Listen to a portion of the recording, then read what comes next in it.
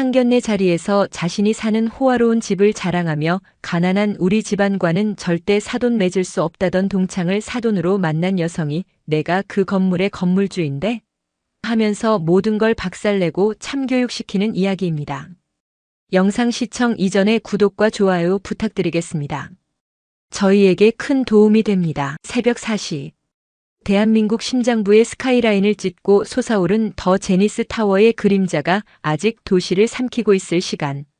타워의 101층 펜트하우스에서는 인공지능 시스템이 주인의 기상 시간에 맞춰 서서히 조도를 높이고 클래식 선율을 낮은 볼륨으로 재생하기 시작했다.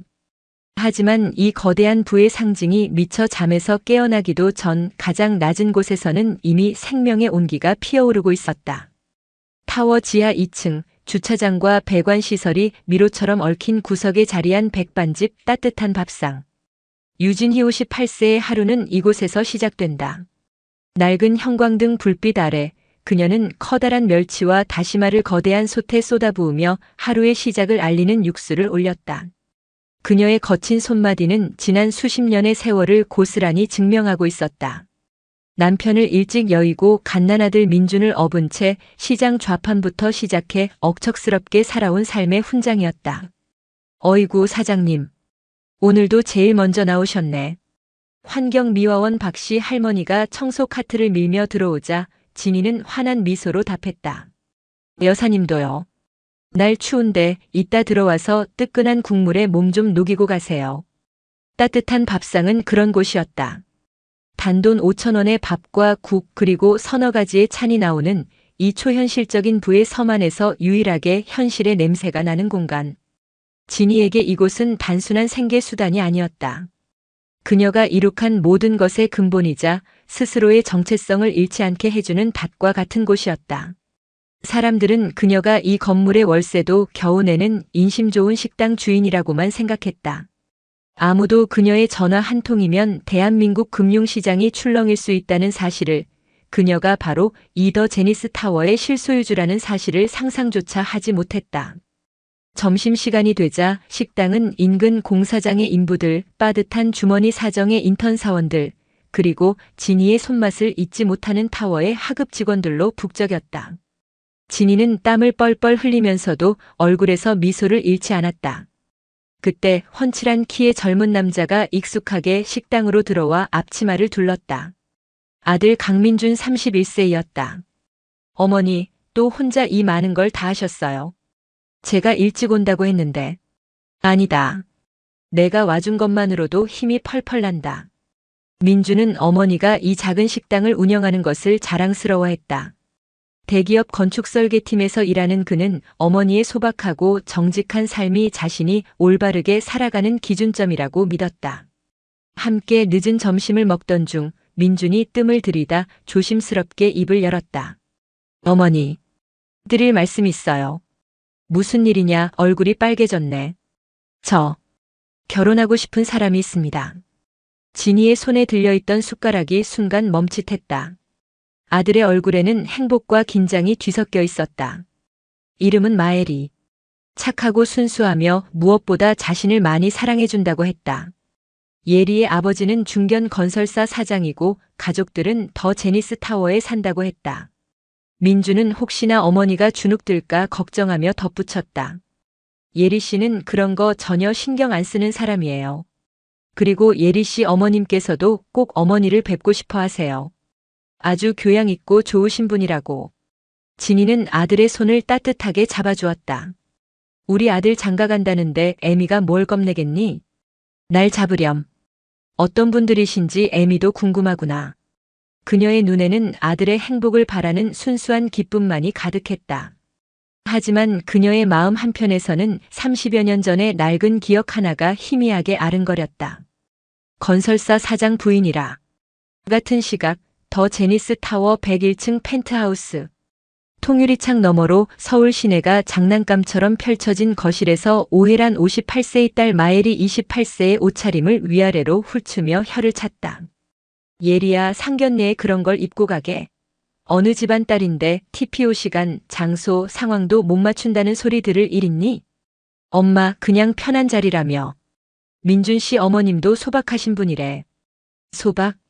그건 가진 자들의 여유일 때나 미덕인 거야. 없는 자들의 소박은 그냥 궁상이야, 궁상. 오해란에게 세상은 두 종류의 인간으로 나뉘었다. 지배하는 자와 지배받는 자. 가난한 집안에서 태어나 오로지 미모와 야망 하나로 미래건설 마상철 사장을 낚아챈 그녀에게 가난은 지워버리고 싶은 원죄이자 경멸의 대상이었다. 사위될 사람이 평범한 회사원이라는 것도 마음에 차지 않았지만 그 어머니가 작은 백반집 주인이라는 말에는 실소를 금할 수 없었다. 상견례 장소는 운상으로 예약했어. 이 건물 100층에 있는 한정식당. 처음부터 급이 다르다는 걸 확실히 보여줘야지. 괜히 가짜는 희망 품고 우리 집안에 숟가락 얹을 생각 못하게. 엄마 제발. 민준 씨한테 실례야. 실례? 진짜 실례는 분수도 모르고 재벌가의 며느리를 드리려 하는 그쪽이 하는 거지. 헤라는 드레스룸으로 들어가 수천만 원을 호가하는 샤넬 트위드 재킷과 다이아몬드 브로치를 꺼내 몸에 걸쳤다. 화장대 서랍 깊숙한 곳, 낡은 상자 안에는 빛바랜 고등학교 졸업 앨범이 있었다. 무심코 앨범을 펼친 그녀의 손가락이 한 사진 위에서 멈췄다. 촌스러운 단발머리에 주눅든 표정으로 서 있는 유진이. 헤란의 입가에 경멸적인 미소가 걸렸다. 유진이. 지질이 궁상 떨던 그 계집애는 지금쯤 어디서 뭘 하고 살려나. 뻔하지 뭐. 어디 반지하 방에서 라면이나 끓여 먹고 있겠지. 그녀는 앨범을 덮어 서랍 깊숙이 밀어넣었다. 두 여자는 서로의 존재를 까맣게 모른 채 수십 년의 시간을 건너 다시 만날 운명의 장소로 향할 채비를 하고 있었다.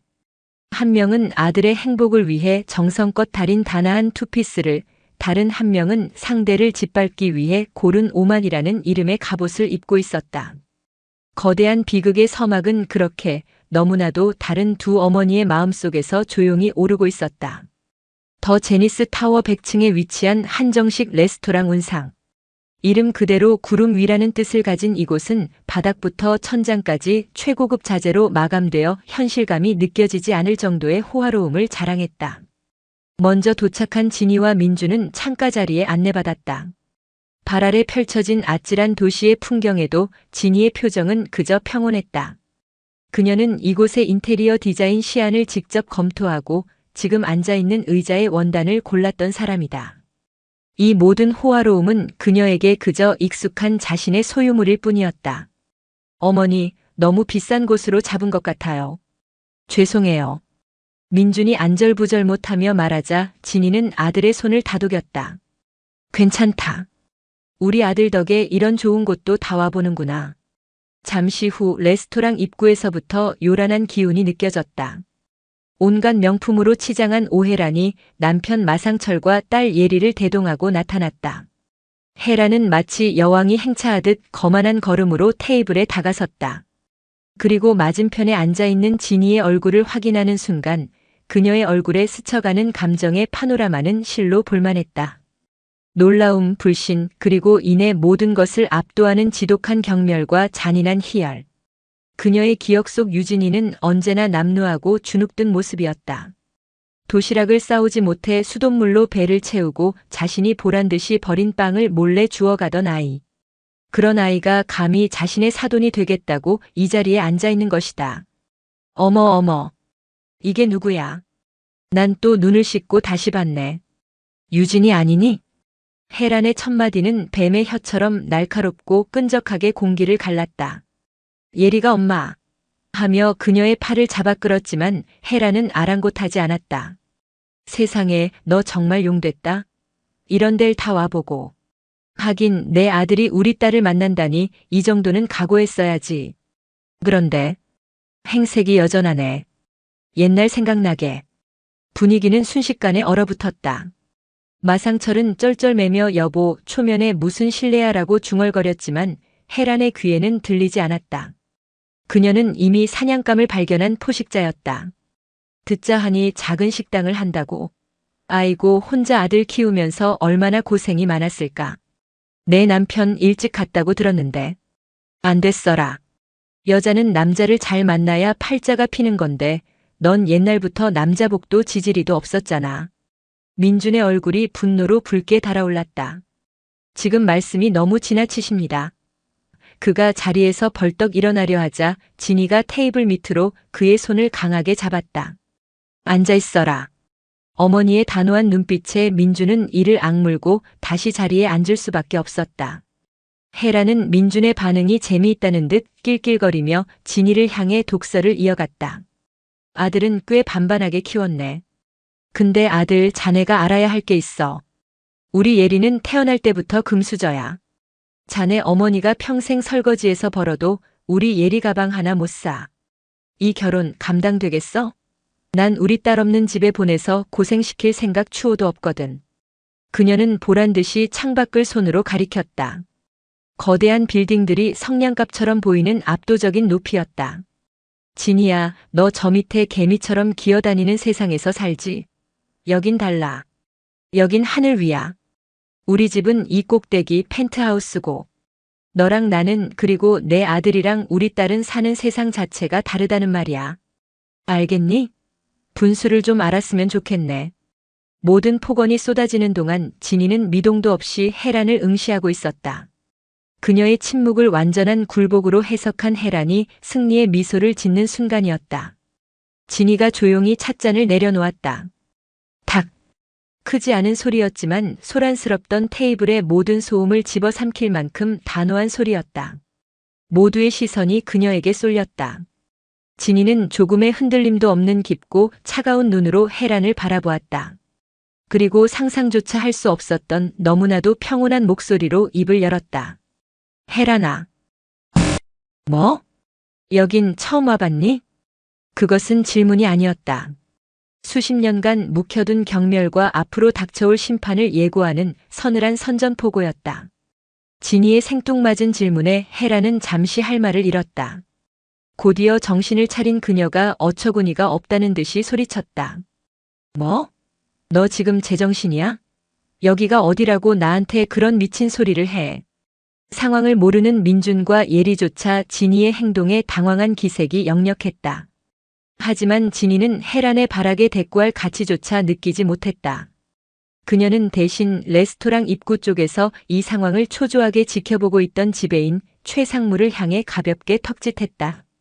신호를 받은 최상무는 기다렸다는 듯이 한치의 망설임도 없이 테이블로 다가왔다. 그는 진이의 옆에 서서 마치 왕을 아련하는 신하처럼 90도로 허리를 깊숙이 숙였다. 회장님 부르셨습니까? 회장님이라는 단어가 혜란의 귓가에 천둥처럼 내리꽂혔다. 마상철의 눈은 당혹감으로 지진이라도 난 듯 흔들렸다. 회장? 최상무 지금 이 여자한테 뭐라고 한 건가?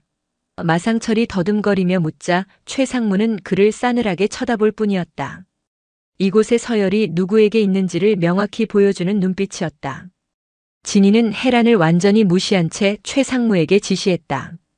최상무, 우리 테이블에 82년산 패트리스 한 병 내오세요. 그리고 오늘 계산은 전부 제 앞으로 달아놓으시고요.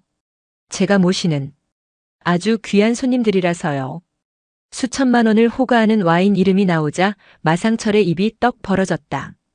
진이의 말투는 이곳의 모든 것을 지배하는 주인의 그것이었다. 이제야 상황 파악이 되기 시작한 혜란의 얼굴이 새하얗게 질려갔다. 진이는 그제야 혜란에게 시선을 돌렸다. 온화함은 온데간데 없고 빙하처럼 차갑고 날카로운 눈빛이었다. 오혜란 씨, 당신이 그렇게 자랑하던 그 펜트하우스 말이죠. 참 멋진 곳이죠. 제가 가장 아끼는 공간이거든요. 그래서 월세도 제일 비싸게 책정했는데. 진이는 들고 있던 클러치 백에서 서류 한 장을 꺼내 테이블 위에 던졌다. 법원에서 발부된 부동산 명도 및 퇴거 최고서였다. 내 법무팀에서 보고하더군요. 월세와 관리비가 6개월치나 연체되었다고. 금액이 꽤 크던데요. 지난주에 최종 통보가 갔을 텐데 못 보셨나 봐요? 이게 무슨... 혜란의 목소리가 염소처럼 떨려 나왔다. 진이의 얼음 같은 시선은 이제 땀을 비 오듯 쏟아내는 마상철에게로 향했다. 그리고 마상철 사장님, 당신의 미래건설, 다음 주 월요일 만기인 500억짜리 어음 때문에 밤잠 설치고 계시죠? 자금줄을 찾아 사방으로 뛰어다니면서 최대 채권자인 천지 캐피털 회장님과는 연결조차 안 된다고 한탄하셨다고요. 진이는 잠시 말을 멈추고 절망의 구렁텅이에 빠진 두 사람의 얼굴을 천천히 감상했다. 그리고는 미소 없이 입꼬리만 살짝 끌어올리며 말했다. 제가 천지 캐피털입니다. 마상철은 허욱하는 소리와 함께 의자에 주저앉듯 몸을 기댔다. 심장을 부여잡은 그의 얼굴은 이미 시체와 다름없었다. 모든 것을 잃었다는 공포가 그의 온몸을 잠식했다. 헤라는 마지막 남은 이성까지 놓아버린 듯 소리쳤다. 거짓말. 내년이 뭔데? 평생 바닥에서 설거지나 하던 주제에 내가 어떻게 해? 그 순간 진이가 자리에서 천천히 일어섰다. 그녀는 창가로 걸어가 자신의 발 아래 펼쳐진 거대한 제국을 내려다보았다. 그리고 천천히 몸을 돌려 벌레 보듯 헤란을 응시했다. 내가 물었지, 헤란아. 내가 여길 처음 와봤냐고. 난 이 레스토랑 벽에 페인트가 마르기도 전에 이곳에서 첫 식사를 했고 저 로비의 대리석과 벽에 걸린 그림들을 내 손으로 직접 골랐어. 진이는 한 걸음 한 걸음 헤란에게 다가갔다. 또각또각 그녀의 구두 소리가 헤란에게는 사형 집행인의 발소리처럼 들렸다. 마침내 헤란의 코앞에 멈춰선 진이는 지옥의 문을 여는 마지막 열쇠와 같은 문장을 나지막이 의조렸다. 이 건물, 더 제니스 타워. 그거 내 거야. 헤란의 세상이 무너져 내렸다. 자신이 평생을 바쳐 기어오르려 했던 오만의 성, 자신이 그토록 멸시했던 친구의 발밑에 세워진 모래성이었다는 사실을 깨달은 순간 그녀의 동공은 초점을 잃고 풀려버렸다. 진이는 충격으로 굳어버린 아들 민준의 손을 부드럽게 잡았다. 가자, 아들. 그리고는 제가 되어버린 헤란 부부를 향해 마지막 선고를 내렸다. 이 결혼 없던 일로 하죠. 아니, 처음부터 당신들과는 엮일 일 자체가 없었습니다. 진이가 아들을 데리고 유유히 사라진 후 정적만이 남은 테이블 위에서 헤란의 떨리는 손이 물잔을 쳤다. 와르르 쏟아진 물이 최고급 흰색 테이블보 위를 걷잡을 수 없이 번져나갔다. 그것은 그들의 몰락을 예고하는 지워지지 않을 얼룩이었다. 유진이가 심판의 망치를 휘두른 다음 날 아침 그 파장은 금융시장의 심장부를 강타했다. 증권가 객장의 대형 스크린은 온통 파란색으로 물들어 있었고 아나운서는 흥분된 목소리로 속보를 전했다. 중견 건설사 미래건설이 심각한 유동성 위기에 봉착했습니다. 베일에 쌓여있던 최대 채권주 천지 캐피털이 돌연 모든 부채의 즉시 상환을 요구하면서 사실상 부도 초읽기에 들어갔다는 소식입니다. 현재 미래건설의 주가는 개장과 동시에 하한가로 추락했습니다. 같은 시각 미래건설 사옥은 아수라장이었다. 로비는 돈을 떼일 위기에 처한 하청업체 대표들의 고성과 울음으로 가득했고 사무실의 전화벨은 쉴 새 없이 울려댔다. 사장실 안 마상철은 핏발선 눈으로 담배만 연거푸 태우고 있었다. 재무이사는 사색이 된 얼굴로 같은 말만 앵무새처럼 반복했다. 회장님, 천지 캐피털 측에서 모든 연락을 차단했습니다. 제1금융권에서도 모든 신용 라인을 동결시켰습니다. 이건 명백한 표적 공격입니다. 마상철은 책상 위 재떨이를 벽에 집어던졌다. 표적 공격. 어젯밤 그 여자 유진이가 자신을 향해 제가 천지 캐피털입니다 라고 말하던 순간에 싸늘한 눈빛이 떠올랐다. 우연이 아니었다. 상견례 자리에서의 모욕이 수십 년 묵은 원한이 자신의 모든 것을 앗아가는 칼날이 되어 돌아온 것이다. 그는 자신이 거대한 덫에 제 발로 걸어 들어왔음을, 그리고 그 덫을 놓은 사냥꾼이 자신이 평생 벌레 보듯 하던 여자였음을 깨닫고 절규했다. 한편 펜트하우스의 오해라는 미친 사람처럼 거실을 오가며 현실을 부정하고 있었다. 아니야, 거짓말이야. 그 거지 같은 년이 꾸며낸 쇼일 거야. 그녀는 다급하게 휴대폰을 붙들고 평소 어울리던 상류층 지인들에게 전화를 걸었다. 하지만 미래건설의 부도 위기설은 이미 그들만의 정보망을 통해 빛의 속도로 퍼져나간 후였다. 어머, 헤라나. 나 지금 좀 바빠서. 다음에 통화하자. 미래건설? 아, 어떡하니. 요즘 경기가 워낙 안 좋아서 말이야. 평소 온갖 아양을 떨며 자신을 따르던 이들의 목소리는 약속이나 한 듯 차갑고 냉정했다. 보이지 않는 유리의 벽이, 어제까지 자신과 세상을 분리해주던 그 견고한 벽이 그녀를 사회적으로 고립시키고 있었다. 그때 딩동을 하고 현관벨이 울렸다. 헤라는 구원의 동아줄이라도 내려온 듯 황급히 문을 열었다. 하지만 문 앞에는 법원 집행관이 건물 보안팀 직원들을 대동한 채 서 있었다. 집행관은 감정 없는 목소리로 두툼한 서류 봉투를 내밀었다. 법원에서 발부된 부동산명도 집행 예고장입니다. 6개월간 연체된 임대료 및 관리비 미납으로 계약은 즉시 해지되었으며 72시간 내로 퇴거하지 않을 시 강제 집행에 들어갑니다.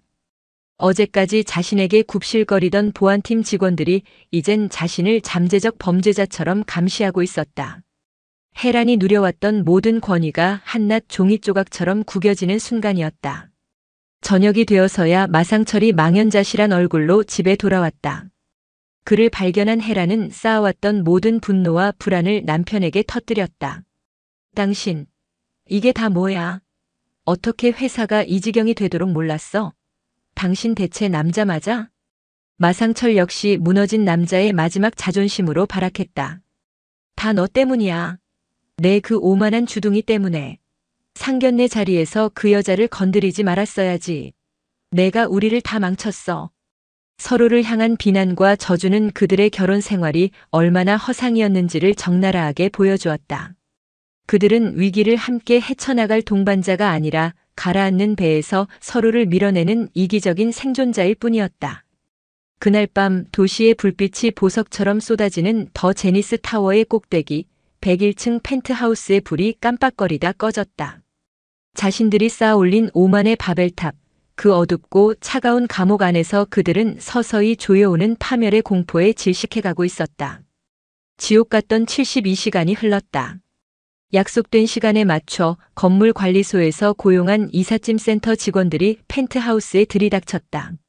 그들은 감정 없는 얼굴로 헤란과 상철의 물건들을 거칠게 상자에 담기 시작했다. 안 돼. 이건 내 거야. 손대지 마. 헤란이 이탈리아 장인이 만들었다는 도자기를 부둥켜 안고 비명을 질렀지만 건장한 직원은 그녀의 팔을 부드럽지만 단호하게 떼어내고 도자기를 빼앗아 신문지에 둘둘 말아버렸다. 그녀가 목숨처럼 여기던 모든 것이 쓰레기처럼 취급받는 광경은 그녀의 자존심을 산산조각 내는 물리적인 폭력이었다. 결국 속옷 몇 벌 만든 가방을 든 채 맨몸으로 쫓겨난 두 사람은 갈 곳이 없었다. 호텔은 이미 신용카드가 정지되어 들어갈 수 없었고 현금은 바닥난 지 오래였다. 절망의 끝에서 마상철이 마지막 동아줄을 찾아냈다. 찾아가야 해. 그 여자한테 가서 빌어야 해. 미쳤어? 그년한테 무릎을 꿇으라고. 그럼 길바닥에서 굶어 죽을 셈이야. 생존의 공포는 헤란의 마지막 남은 자존심마저 집어삼켰다. 그들은 민준이 말했던 더 제니스 타워 지하의 작은 식당이라는 정보 하나만을 가지고 자신들의 왕국이었던 건물 안으로 다시 들어갔다. 펜트하우스 전용 엘리베이터가 아닌 온갖 사람들이 부대끼는 공용 엘리베이터를 타고서였다. 101층에서 지하 2층으로 향하는 엘리베이터 안. 숫자가 내려갈수록 그들의 인생도 함께 나락으로 떨어지는 듯 했다. 화려한 대리석과 샹들리에의 세상에서 축축하고 회색빛인 콘크리트와 배관의 세상으로. 한참을 헤맨 끝에 그들은 복도 구석에서 새어나오는 따뜻한 불빛과 구수한 밤 냄새를 발견했다. 따뜻한 밥상. 두 사람은 차마 들어가지 못하고 유리창 너머로 안을 엿보았다. 그곳에는 수백억 자산가라고는 믿을 수 없는 모습의 유진이가 있었다. 낡은 앞치마를 두른 채 땀을 닦으며 건설 현장 인부의 빈 그릇에 밥을 고봉으로 퍼주고 있었다. 진심에서 우러나오는 그 따뜻한 미소를 보는 순간 헤라는 자신의 부와 명예가 얼마나 공허하고 추악한 것이었는지를 본능적으로 깨달았다. 저 여자는 진짜였고 자신은 가짜였다. 결국 그들은 남은 모든 것을 내려놓고 식당 안으로 들어섰다. 왁자지껄하던 식당 안은 불청객의 등장으로 순간 정적이 흘렀다. 헤란과 상철은 뚜벅뚜벅 진이에게 걸어갔고 식당 한가운데서 마상철이 쿵 소리를 내며 무릎을 꿇었다. 잠시 망설이던 헤란의 다리도 힘이 풀린 듯 주저앉았다. 진이야. 아니, 유 회장님. 저희가 죽을 죄를 지었습니다. 제가 미쳤었나 봅니다. 제발 자비를 베풀어 주세요. 딱 한 번만. 두 사람은 바닥에 머리를 박고 눈물 콧물을 쏟아내며 빌기 시작했다. 식탁을 닦던 진이는 걸레를 내려놓고 그들을 내려다보았다. 그 눈에는 분노도 연민도 승리감도 없었다. 텅 비어있을 뿐이었다. 일어나세요. 진이의 조용한 목소리가 식당 전체에 울렸다. 쇼는 그만하시죠. 내 식당 바닥은 당신들이 연기할 무대가 아닙니다. 그녀의 목소리는 낮았지만 모든 단어가 비수처럼 날아와 두 사람의 심장에 박혔다. 당신들은 용서를 빌고 있는 게 아니에요. 당신들의 돈, 당신들의 펜트하우스, 당신들의 지위를 돌려달라고 애원하고 있을 뿐이지. 아직도 아무것도 깨닫지 못했군요. 진이는 식당 안에 앉아 묵묵히 식사를 하고 있는 사람들을 손으로 가리켰다. 무릎을 꿇려거든 저분들에게 꿇으세요.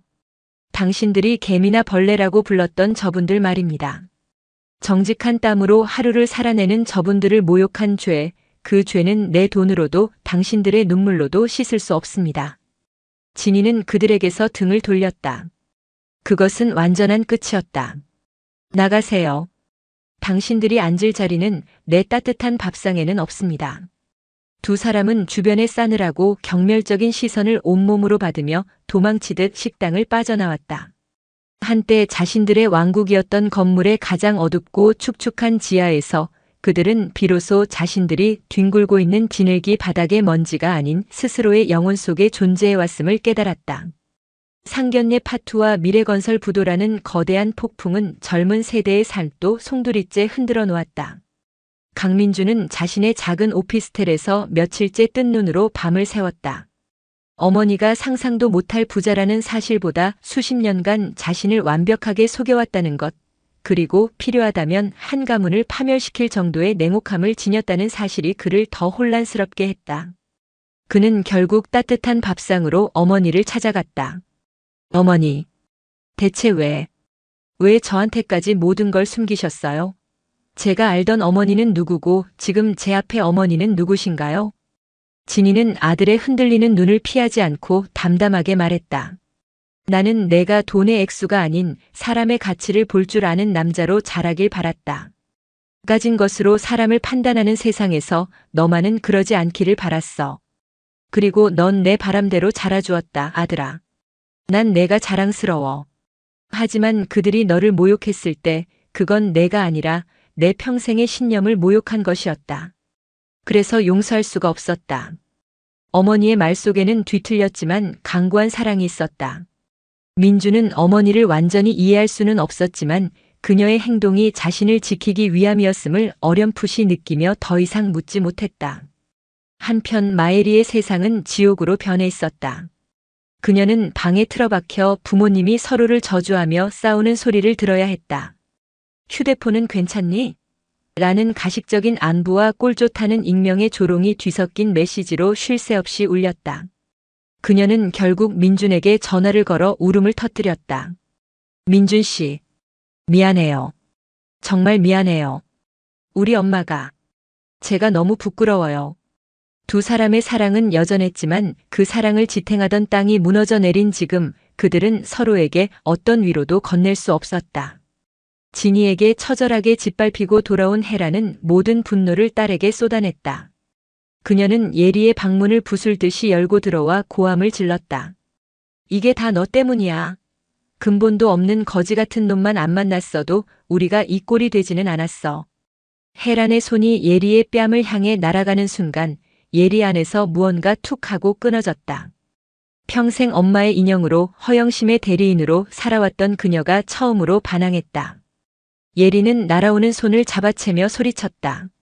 아니, 엄마 때문이야. 엄마의 끝없는 욕심이랑 잔인함 때문이라고. 진짜 거지는 엄마랑 아빠야. 자기가 가지지 못한 걸 가지겠다고 비굴하게 구걸하는 거지가 바로 당신들이라고. 난 절대로 엄마처럼 살지 않을 거야.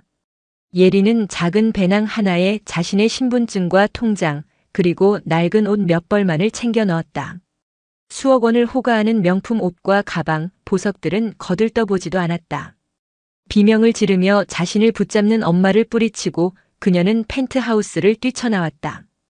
돈도 계획도 없었다. 오직 부모처럼은 살지 않겠다는 결심 하나뿐이었다. 그날 밤 서울에는 차가운 비가 내렸다.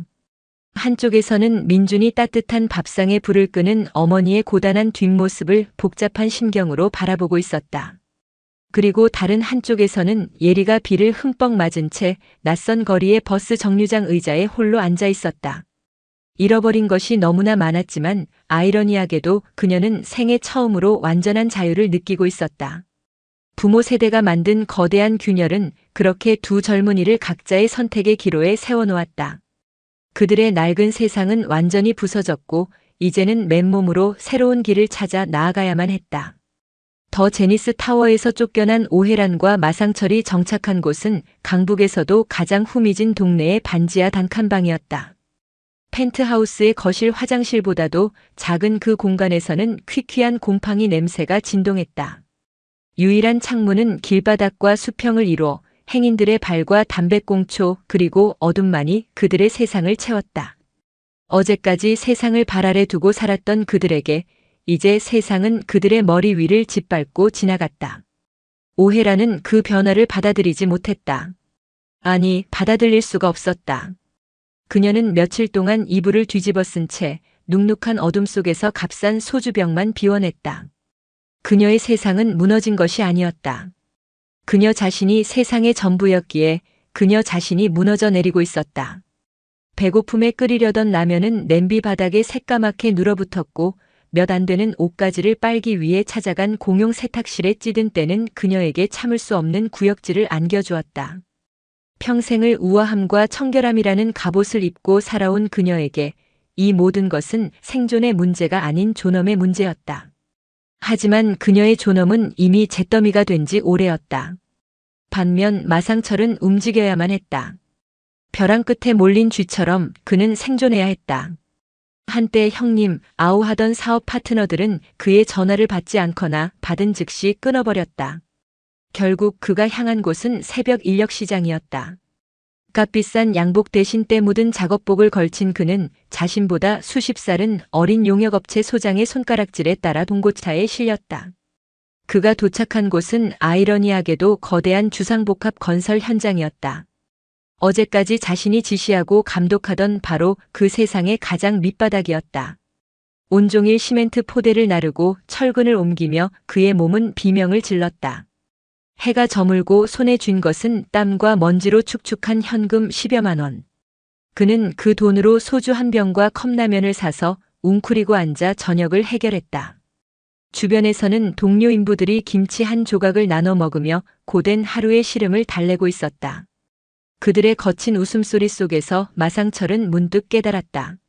자신이 평생 경멸해왔던 저들의 삶에 자신의 세상에는 결코 존재하지 않았던 어떤 종류의 온기가 있음을.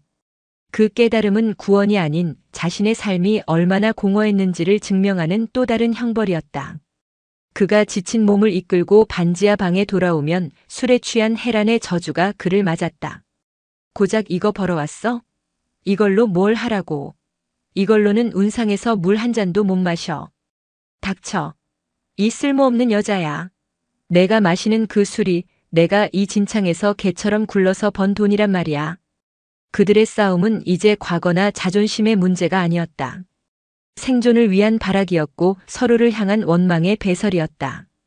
그들은 서로에게 마지막 남은 기생충이었고 서로를 갉아먹으며 연명하고 있었다. 그러던 어느 날 헤라는 술값이 떨어지자 마지막 자존심이었던 작은 다이아몬드 귀걸이 한쪽을 들고 종로의 허름한 전당포를 찾았다. 기름때에 낀 돋보기를 들이대던 주인은 피식 웃으며 말했다. 에이 아줌마. 이거 가짜네 가짜. 그래도 정 불쌍해서 쳐주는 거니까 10,000원만 가져가쇼. 헤라는 그 말이 거짓임을 알았지만 반박할 기력조차 없었다. 그녀는 주인이 던져준 꼬깃꼬깃한 10,000원짜리 한 장을 들고 전당포를 나섰다. 빗물이 고인 길바닥의 흙탕물. 그 위에 비친 것은 더 이상 강남 사모님 오해란이 아니었다. 초점 없는 눈과 헝클어진 머리, 세상의 모든 오물을 뒤집어 쓴 누구인지 알 수 없는 한 여자의 일그러진 자화상만이 남아있을 뿐이었다. 부모 세대가 만든 폐허 위에서 젊은 세대는 각자의 방식으로 홀로 서기를 시작하고 있었다. 마예리는 서울의 한 대학가, 사람이 겨우 돌아놓을 수 있는 작은 고시원에 둥지를 틀었다. 그녀의 하루는 해가 뜨기 전 시작되었다. 새벽에는 카페에서 오픈 준비 아르바이트를, 저녁에는 편의점에서 야간 아르바이트를 하며 생계를 이었다. 온실 속 화초 같던 그녀의 하얀 손은 물 마를 날이 없었고 발에는 항상 물집이 잡혀 있었다. 굶는 날도 부지기수였지만 그녀는 고통 속에서 오히려 기이한 해방감을 느꼈다. 이것은 그녀 스스로 선택한 고난이었고 그녀의 삶에 대한 속죄이자 새로운 시작을 위한 통과 의례였다. 어느 늦은 밤 편의점에서 폐기 직전에 삼각김밥으로 끼니를 때우던 그녀에게 교대하러 온 중년의 점주가 따뜻한 컵라면 하나를 내밀었다. 학생, 맨날 그것만 먹으면 속 버려. 이거라도 먹어. 국물이라도 있어야지. 아무런 조건 없는 그 작은 친절에 예리는 결국 참았던 눈물을 터뜨렸다. 그녀가 알던 세상의 모든 관계는 철저한 계산과 거래 위에 세워져 있었다. 이 온기는 그녀가 처음 겪어보는 종류의 것이었다. 예리는 엄마가 쓸데없는 짓이라며 무시했던 손재주를 되살렸다. 잠을 쪼개가며 동대문에서 사온 재료들로 작은 액세서리를 만들기 시작했다. 처음에는 서툴렀지만 점차 자신만의 색깔을 찾아갔다. 주말에는 홍대 앞 좌판에 자신의 작품들을 펼쳐놓았다. 하루 종일 팔아 손에 쥐는 돈은 얼마 되지 않았지만 자신의 힘으로 무언가를 창조하고 그 가치를 인정받는 경험은 그녀에게 새로운 삶의 의미를 가르쳐 주었다. 강민준의 홀로서기는 다른 차원의 것이었다. 그는 어머니의 제안을 받아들여 다니던 건축설계 회사를 그만두고 천지 캐피털 산하의 공익재단에서 일을 시작했다. 그는 그제야 어머니의 제국이 가진 또 다른 얼굴을 보게 되었다. 천지 캐피털의 막대한 수익금은 따뜻한 밥상의 전국 체인화 사업, 저소득층 청소년들을 위한 장학사업, 외국인 노동자들을 위한 무료 진료소 운영 등 사회의 가장 그늘진 곳을 밝히는 데 쓰이고 있었다. 민주는 어머니의 냉혹함이 이 따뜻한 세상을 지키기 위한 강철 방패였음을 비로소 이해하게 되었다. 그는 자신의 건축 지식을 활용해 노숙자들을 위한 쉼터와 지역 아동들을 위한 공부방 설계에 매달렸다. 돈을 위한 설계가 아닌 사람을 위한 설계를 하면서 그는 처음으로 진정한 보람을 느꼈다. 어느 주말 민주는 재단에서 후원하는 한 지역 축제에 참석했다. 행사장 한편에서 열린 플리마켓을 둘러보던 그의 발걸음이 한 좌판 앞에서 멈췄다. 섬세하고 아름다운 디자인의 액세서리들이 그의 눈길을 사로잡았다. 그리고 고개를 들어 좌판의 주인을 본 순간 그는 숨을 쉴 수가 없었다. 햇볕에 그을린 얼굴로 손님을 맞고 있는 마엘이었다. 두 사람의 시선이 허공에서 마주쳤다. 어색하고 무거운 침묵이 흘렀다. 민주는 다가가 이런 데서 뭐 하는 거야라고 묻는 대신 지갑을 열어 그녀를 도우려 했다. 하지만 예리는 그의 손을 부드럽게 막았다. 괜찮아, 민준 씨. 나 내 힘으로 잘 지내고 있어. 그녀의 목소리는 떨리지 않았다. 눈빛에는 더 이상 부끄러움이나 원망이 없었다. 그 자리에는 고된 노동으로 다져진 단단한 자존감과 조용한 힘이 있었다. 민주는 깨달았다. 지금 자신이 돈으로 그녀를 돕는 것은 그녀가 힘들게 쌓아 올린 이 모든 것을 무너뜨리는 행위가 될 것이라는 것을. 멋있다, 예리야. 그는 진심을 담아 말했다. 두 사람은 더 이상 연인이 아니었다. 하지만 서로의 성장을 지켜보고 각자의 길을 존중하는 가장 깊은 이해자가 되었다. 그날 밤 예리는 고시원의 작은 책상 위에서 땀으로 얼룩진 지폐들을 세며 희미하게 미소 지었다. 같은 시각 민주는 새로운 커뮤니티 키친의 설계도 위에서 미래를 그리고 있었다. 두 사람은 각자의 자리에서 홀로 그러나 단단하게 서고 있었다. 1년 후 겨울. 시간은 오해란에게 특히나 잔인했다. 마상철과의 관계는 완전히 파탄났다. 그는 이제 일용직 노동으로 번 돈마저 도박과 술로 탕진했고 반지하 방에는 며칠에 한 번씩 잠만 자러 들어왔다. 헤라는 그 음습한 공간에 유령처럼 갇혀 세상과 완벽하게 단절되었다. 한때 세상을 호령하던 자존심은 이제 뼈를 애는 굶주림과 사무치는 외로움 앞에서 가루가 되어 사라졌다. 마지막 남은 돈을 들고 남편이 도망치듯 사라진 날 헤라는 이틀을 꼬박 굶었다. 이성이 마비되고 오직 먹어야 한다는 원초적인 본능만이 그녀를 지배했다. 그녀는 넋나간 사람처럼 거리를 헤맸다. 행인들은 누더기를 걸친 그녀를 벌레 보듯 피하거나 아예 존재하지 않는 사람처럼 스쳐 지나갔다. 차가운 겨울바람에 이끌려 정처 없이 걷던 그녀의 발걸음이 한 가게 앞에서 멈췄다. 낡았지만 정갈한 간판, 창문 너머로 새어나오는 따뜻한 불빛과 김이 모락모락 피어오르는 구수한 냄새. 그리고 그 앞에 놓인 작은 입간판. 따뜻한 밥상 1호점. 오늘의 백반 5,000원. 혜란의 흐릿한 의식은 그 가게가 어디인지, 그 이름이 무엇을 의미하는지 인지하지 못했다. 그녀의 눈에는 오직 5,000원이라는 숫자만 보였다. 그녀는 해진 코트 주머니를 뒤져 구겨진 1,000원짜리 몇 장과 동전들을 찾아냈다. 기적처럼 딱 5,000원이었다. 그녀는 고개를 숙인 채 식당 안으로 들어갔다. 식당은 온기로 가득했고 저마다의 고단한 하루를 보낸 사람들이 조용히 식사를 하고 있었다. 혜라는 주방 앞 배식구에 돈을 내밀고 기계적으로 식판을 받아 구석 자리에 앉았다. 그리고 먹기 시작했다. 따끈한 쌀밥, 김이 오르는 시래기국, 소박한 콩나물 무침과 김치. 그녀는 마치 평생 굶주린 사람처럼 허겁지겁 음식을 입 안으로 밀어넣었다. 누가 보든 상관없었다. 뜨거운 국물이 목구멍을 타고 내려가는 순간 그녀의 눈에서 눈물이 주르륵 흘러내렸다. 지난 1년간의 서름과 비참함, 그리고 지금 이 순간 음식을 먹을 수 있다는 안도감이 뒤섞인 생존의 눈물이었다. 그녀가 걔 눈 감추듯 식판을 비워갈 때쯤 누군가 그녀의 테이블에 뜨거운 숭늉 한 그릇을 조용히 내려놓았다. 날이 추운데 따뜻한 걸로 속 좀 달래세요.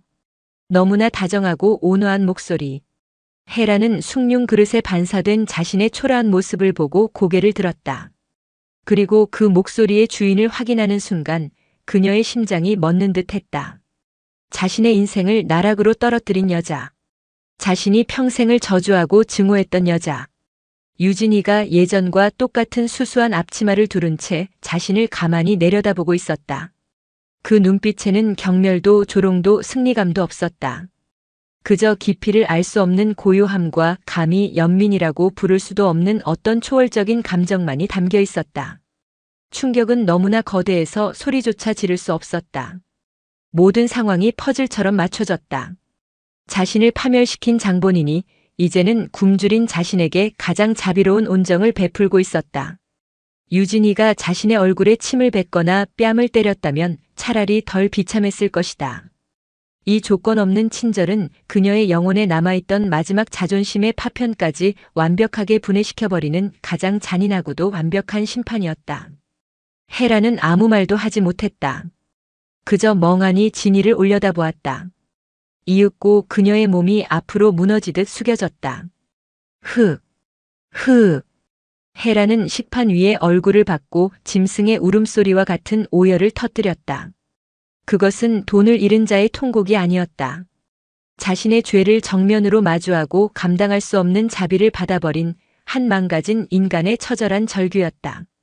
따뜻한 밥상의 의미는 그렇게 가장 춥고 배고픈 자의 영혼에 불도장처럼 새겨지고 있었다. 그리고 2년 후 봄. 따스한 봄볕이 쏟아지는 대학교 강당, 유진이는 단상 위에 서 있었다. 더 이상 그녀는 자신의 정체를 숨기지 않았다. 천지 캐피털의 유령 회장도 따뜻한 밥상의 인심 좋은 주인 아주머니도 아닌 사회적 기업가이자 청년들의 멘토 유진의 이사장으로서 대중 앞에 섰다. 그녀의 이야기는 한 편의 드라마가 되어 세간에 알려졌고 그녀는 이제 존경과 동경의 대상이 되어 있었다. 진정한 부는 통장 잔고의 숫자로 증명되는 것이 아닙니다. 그것은 얼마나 많이 가졌는지가 아니라 얼마나 많이 나눌 수 있는지에 대한 질문입니다. 저의 시작은 시장 좌판의 작은 밥상이었습니다. 그리고 저의 마지막 역시 누군가와 온기를 나눌 수 있는 따뜻한 밥상이 될 것입니다. 그녀의 강연에 학생들은 뜨거운 박수를 보냈다. 객석 한편에서 그 모습을 지켜보던 강민준의 얼굴에 자랑스러운 미소가 번졌다. 그는 이제 천지재단의 유능한 본부장이 되어 있었다. 어머니의 거대한 제국을 물려받되 자신만의 방식으로 그 온기를 더욱 넓고 멀리 퍼뜨리는 역할을 훌륭하게 수행하고 있었다. 어머니가 뿌린 씨앗을 아들이 거목으로 키워내고 있는 것이다. 강연이 끝나고 마주 선 두 사람의 눈빛에는 과거의 비밀과 상처 대신 굳건한 신뢰와 동지애가 가득했다. 마예리의 삶에도 새로운 봄이 찾아왔다. 홍대 앞 작은 좌판에서 시작했던 그녀의 액세서리 가게는 이제 연남동의 작고 예쁜 공방 피어나로 성장했다. 잿더미 위에서 피어나다라는 의미를 담은 가게 이름처럼 그녀는 스스로의 힘으로 자신의 브랜드를 일궈냈다. 피어나는 정직한 소재와 섬세한 디자인으로 입소문을 타 작지만 단단한 팬덤을 가진 브랜드로 자리 잡았다. 가게에서 직원들과 함께 웃으며 새로운 디자인을 구상하는 그녀의 얼굴에는 더 이상 과거의 그늘이 보이지 않았다. 어느 날 오후 가게에 작은 종이 울리며 한 남자가 들어섰다. 강민준이었다. 그는 더 이상 구원자나 동정자의 얼굴이 아닌 한 명의 친구이자 손님으로 그녀를 찾아왔다. 새로운 디자인 정말 예쁘네요. 고마워요, 민준 씨. 두 사람 사이에는 편안하고 따뜻한 공기가 흘렀다. 과거의 폭풍은 그들을 핥히고 지나갔지만 동시에 서로를 가장 깊이 이해하는 유일한 사람으로 만들어주었다. 오늘 저녁에 시간 괜찮으면 밥 한번 먹을래요? 민준의 조심스러운 제안에 예리는 환하게 웃으며 고개를 끄덕였다. 그들의 사랑이 다시 시작될지 어떨지는 알 수 없었다. 하지만 분명한 것은 두 사람 모두 과거의 상처를 딛고 동등한 자리에서 서로를 마주 볼 수 있을 만큼 충분히 성장했다는 것이었다. 그렇다면 잿더미 위에 남겨졌던 이들은 어떻게 되었을까? 오해란과 마상철은 다시 합치지 못했다.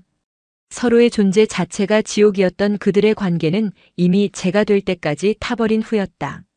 마상철은 여전히 인력시장을 전전했다.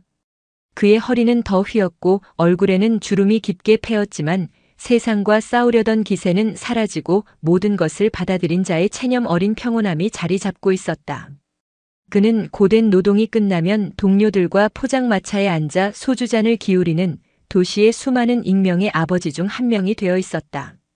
오해라는 그날 따뜻한 밥상에서 뛰쳐나온 이후 종적을 감췄다.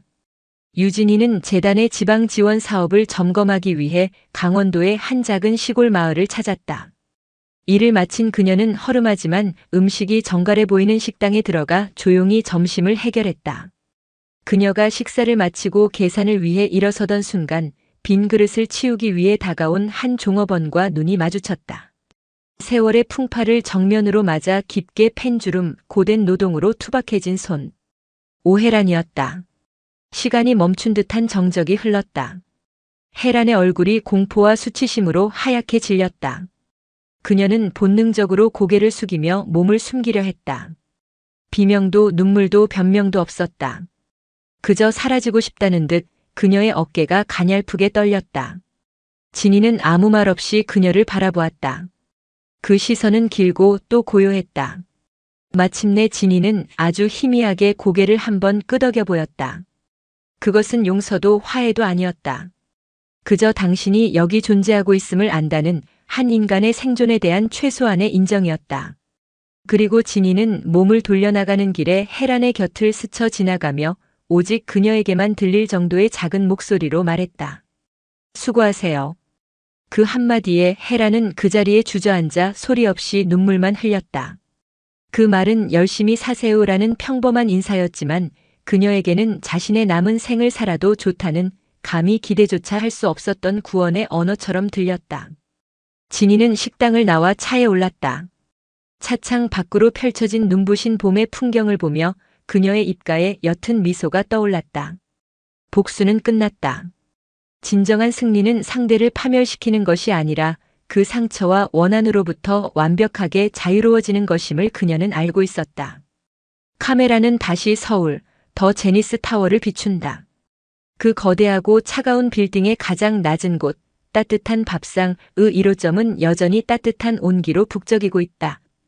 유진이가 앞치마를 두른 채 한 젊은 학생의 식판에 국을 퍼주며 환하게 웃고 있다. 그녀의 시작과 끝, 그녀의 철학이 담긴 바로 그 미소였다. 그녀는 자신의 오만의 성을 무너뜨린 것이 아니라 가장 낮은 곳에 가장 단단한 주춧돌을 놓아 아무도 무너뜨릴 수 없는 진정한 자신의 성을 완성한 것이다. 오늘도 시청해주셔서 감사합니다. 영상이 즐거우셨다면 구독과 좋아요 부탁드리겠습니다.